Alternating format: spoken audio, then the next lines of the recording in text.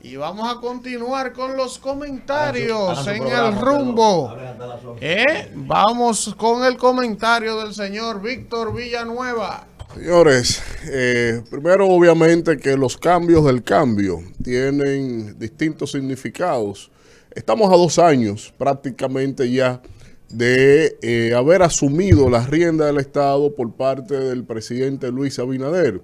Esto tiene distintos planteamientos que yo voy a orientar desde el lunes próximo hasta el 16 de agosto. Iré analizando distintos matices que han sido buenos en muchas líneas y han sido bastante desastrosos en la mayoría de las líneas en cuanto a la conducción del Estado de parte de esta administración del PRM. Pero en cuanto a esto que se ha ido planteando de los distintos movimientos que seguirán siendo como parte de la agenda política desde el gobierno del presidente Luis Abinader, él tiene toda la necesidad de realizar los cambios porque al final y al cabo es evidente, y con esos decretos lo pone de manifiesto el propio presidente, de que su gobierno no ha pegado pie con bolas. Es un gobierno difuso, es un gobierno totalmente inconsecuente, es un gobierno de élites, es un gobierno de apandillamientos y es un gobierno que ha mostrado en el fragor del dolor del bolsillo, de la inseguridad ciudadana de este país, ha demostrado una indolencia que yo no lo asumí, yo ni que me lo contaran lo podía creer. Y desde esa óptica, obviamente que la calificación de estos 2 años de la administración, indistintamente a lo que se refleja en los focus group, en donde el primer año las evaluaciones de mercado lo que se evidenciaba era un gobierno de improvisación.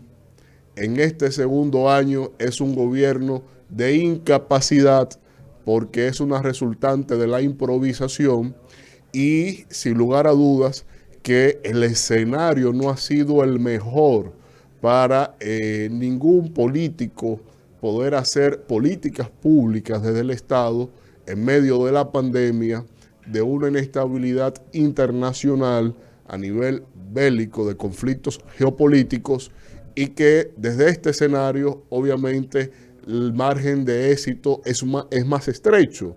Pero aunque también las mediciones evidencian claramente que a esta administración no se le indalga los resultados, los efectos más bien de la crisis derivada por la pandemia y de la guerra en Ucrania, sí se le señala y ya se le evalúa al presidente Luis Abinader por la calidad de la toma de decisiones de cómo ha enfrentado esta crisis. Y los argumentos se le han ido acabando al presidente porque se nos entretuvo mucho tiempo alegando y señalando que era a razón de culpa del gobierno anterior. Pero han perdido inclusive hasta el olfato, porque el día de ayer el propio presidente, en respuesta a esta indignación con respecto a la subida de salario desproporcionada a toda lógica de muchos de sus funcionarios, el presidente Abinader da a entender de manera taxativa de que eso él lo encontró así, de que muchos de esos funcionarios él no lo ha podido nombrar. ¿Y a quién fue que usted le dijo eso, presidente? Porque yo creo que ese dato se le chispoteó. A usted se le chispoteó el hecho de que usted nombró al superintendente de electricidad y a todo el consejo. A usted se le chispoteó que usted nombró al superintendente de bancos y a todo el consejo. A usted se le chispoteó que usted nombró al director de Infotep y a todo el Infotep. A usted se le olvidó eso. A usted se le olvidó que el Consejo de Administración de Punta Catalina lo nombró usted. A que todo el Consejo el Consejo Unificado de las EDES lo nombró usted, y que usted es un protector de la ley y que no puede violar y quitar a nadie. O no me diga. Pero el director del INAPA, que usted nombró ahí violando la ley del INAPA con un decreto suyo. Y cuando se le arma el escándalo, que fui de los primeros en señalar esa anomalía, se fue corriendo al Congreso Nacional a cambiar la ley, porque su decreto no podía equivocarse por encima de la ley. Y todo el Congreso, a merced suyo, viene y le cambia la ley de INAPA para no transgredir los requisitos de ley que se necesita para esa posición. Y ojo, yo no tengo ninguna animadversión con ese incumbente. Al contrario, todo lo contrario. Lo veo actuando con total honestidad ahí. Pero él es abogado. Y él sabe que como abogado, su decreto fue ilegal, inconstitucional. Él lo sabe. Que no procedía, que su nombramiento es ilegal. No es ni siquiera ilegítimo, no. Ilegal.